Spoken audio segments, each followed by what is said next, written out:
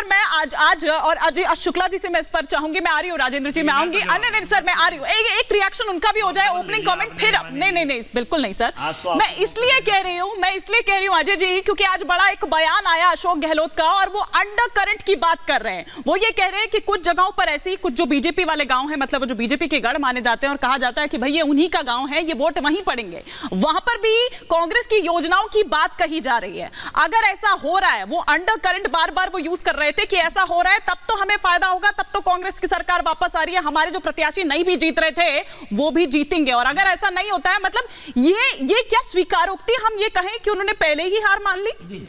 नहीं एक सेकंड, अजय जी से फिर आ रही हूँ। अजय जी दो अजय जी, अजय शुक्ला जी की बात कर रही हूँ।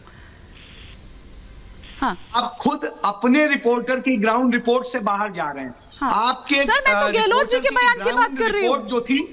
मैं सुन लीजिए, हाँ। सुन लीजिए, आपके रिपोर्टर ने ही अभी ग्राउंड रिपोर्ट पर पूछा कि वोट डाला किसको डाला, तो क्या योजनाओं को लेकर के जब उसने बात की तो उन्होंने सरकार पर संतोष जाहिर किया, यानी इस सरकार से वो खुश है। ये बात आपका ग्राउंड रिपोर्टर कह रहा है। चलिए छोड़ दीजिए उसकी, अब आप अशोक गहलोत की बात करती हैं। अशोक गहलोत क्या गलत कह रहे हैं? ओपीएस हिंदुस्तान के अंदर ये किसी राज्य ने दी सबसे पहले तो राजस्थान ने दी, जो राइट टू हेल्थ दिया पूरे हिंदुस्तान में, और ये एक अपने आप में यूनिक है और मैं समझता हूं इसे पूरे हिंदुस्तान में लागू होना चाहिए।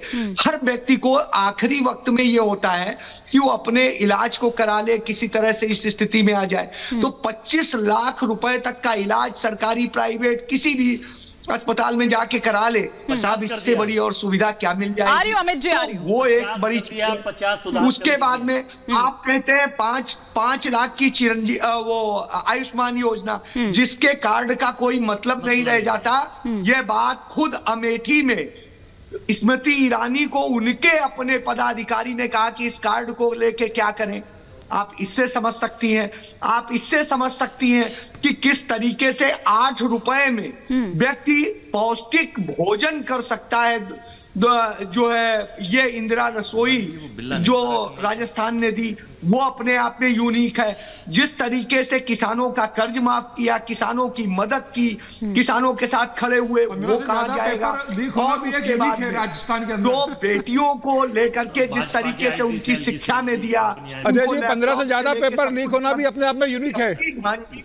मेरी भांजी खुद वहां पर पढ़ती है और वो कहती है मेरा दोष इतना है कि मैं यूपी से हूँ, मैं राजस्थान की होती जुदा हो जाना भी यूनिक है राजस्थान के अंदर। एक करके सर मुद्दे पर तो ये बताता है कि किस तरह की स्थिति थी। और मैं कहूंगा हिमानी, कल आपने जब चर्चा की थी, आपने कहा मैं तो नैतिकता को ध्यान में रखता हूं, मैंने रेप की बात नहीं की।